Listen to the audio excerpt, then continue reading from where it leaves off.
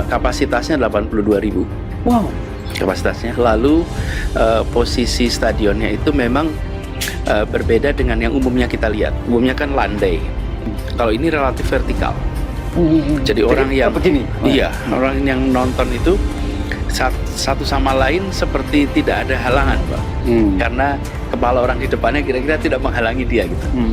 Stadion ini standar FIFA. Dan itu artinya arsiteknya pun harus license. Kemudian rancangannya pun rancangan yang sesuai dengan seluruh persyaratan yang dimiliki oleh FIFA. Bahwa nantinya di Jakarta yang bermain 2 grup dan tim nasional bermain di Jakarta. Lalu di Bandung nanti 2 grup, di Solo itu kita tahu nanti semifinal final di Solo, ya, dan tentu nantinya juga di Surabaya itu 1 grup. Nah, ini yang kita sedang dorong. Ada beberapa perbaikan yang sedang didorong oleh FIFA. Karena itu insya Allah minggu depan hari Senin atau Selasa saya akan rapat lagi dengan Menteri PUPR dan Gubernur DKI untuk memapping mana yang perlu ada perbaikan, apakah di Jakarta ataupun nanti di tempat-tempat lain yang memang sudah masuk daripada zoning yang FIFA harapkan. Dan tentu konsekuensinya kalau ada 2 grup di Jakarta dan di Bandung, tempat latihan harus ditambah. Ya, jadi nanti 2 lapangan latihan juga kita lihat karena memang kan tadi 2 grup itu. Jadi memang benar-benar waktunya sangat mepet. Ya, kita pastikan kita bisa mensukseskan Piala Dunia U17 dengan baik. Kenapa saya informasikan teman-teman media, mohon supportnya. Tinggal 100 hari. Tentu kompleksitas mengenai lapangan latihan, jadwal juga latihan wasit ataupun nanti klub. Memang inilah kenapa kita bicara perlu ada penambahan. Minimum 2. Dan mestinya kalau kita dihitung tadi rapat dengan FIFA kayaknya cukup 2. Nah, inilah kenapa kita harus segera kejar beberapa perbaikan di lapangan latihan yang ada, termasuk juga lapangan pertandingan. Kita hanya fokus di Jawa saja. Pada saat ini kita melihat konsekuensi daripada persiapan yang tinggal 100 hari. Ya, karena ini ada logistik, persiapan daripada venue dan lain-lain. Nah, memang kembali ya dengan segala dinamika dan juga kembali yang kita tahu bahwa pendanaan ini juga harus efisien ya, dengan waktu yang 100 hari ini ya memang ini pilihan yang tidak mudah, tetapi tentu saya tidak bisa bicara sebelum FIFA buat statement resmi. 2 grup di Jakarta, 2 grup di Jawa Barat, 1 grup di Solo, 1 grup di Surabaya, semifinal final di tentunya Solo, pembukaan di Jakarta, tim nasional main di Jakarta. Nah, tentu masalah renovasi apa kembali kita harus diskusi dengan pemerintah baik pusat dan daerah, mohon waktu aja. Loyalis Anies Baswedan, Gis Khalifa, kembali memberikan komentar menohoknya kepada PSSI terkait rumput Jakarta International Stadium. Dikatakan Gis, drama terkait polemik JIS terus berkepanjangan dari episode 1 ke episode selanjutnya.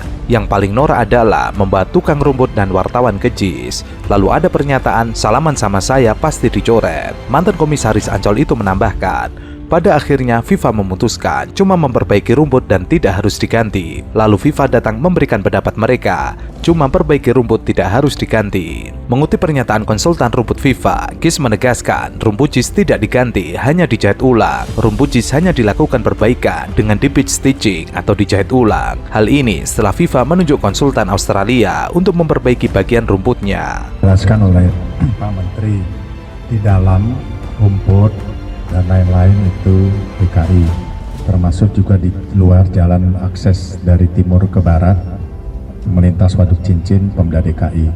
Kemarin kan setelah hasil dari FIFA itu jelas bahwa FIFA meminta ada pergantian rumput atas JIS, kemudian juga akses untuk penonton dan sebagainya. Itu adalah bagian dari semua memang sesuai dengan apa yang memang sebelumnya dilihat oleh federasi atau PSSI juga, oleh Pak Erik kemarin dan semua, bahwa perlu perbaikan untuk rumput, akses dan sebagainya. Itu juga yang dilihat oleh FIFA yang harus diperbaiki oleh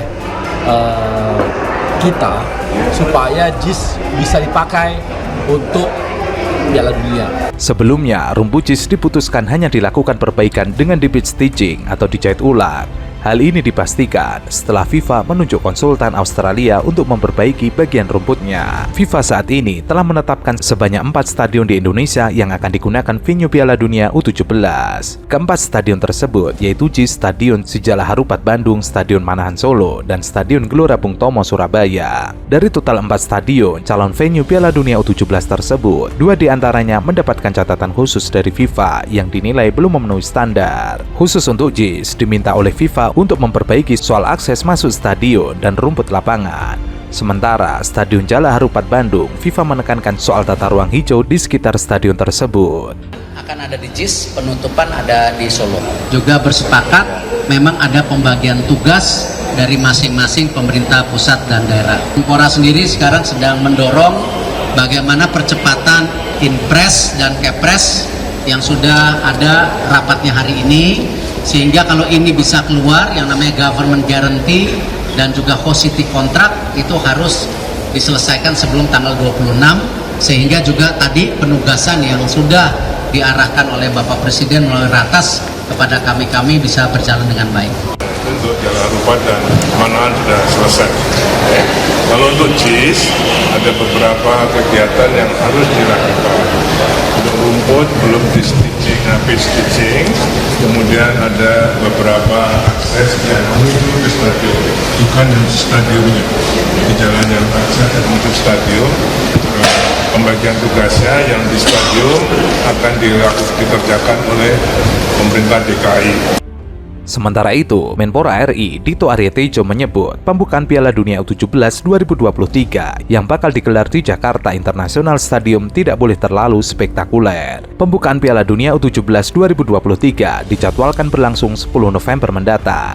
Dito mengatakan FIFA memiliki aturan soal seremoni turnamen junior yang tidak perlu sebesar ajang Piala Dunia senior. Inspeksi dari FIFA yang memberikan catatan dan harus dibereskan. Nanti FIFA datang lagi dan barulah mempersiapkan opening dan closing. Ketua PSSI Erick Thohir menyampaikan, karena ini U17, maka ada aturan dari FIFA bahwa tidak boleh terlalu spektakuler. Jadi ada aturan tersendiri setiap level baik di Piala Dunia U17, U20 dan senior. Indikasi spektakuler yang diminta FIFA adalah jumlah penonton dan konten acara selama penyelenggaraan ajang 2 tahunan itu. Kemenpora akan membicarakan topik ini setelah FIFA melakukan kunjungan lanjutan pada akhir Agustus mendatang. Dito juga menyoroti soal kemungkinan pembatasan penonton demi memenuhi kriteria FIFA soal kemegahan acara. Ia mengisyaratkan bakal mempertimbangkan animo penonton agar keputusan yang diambil dapat tepat guna.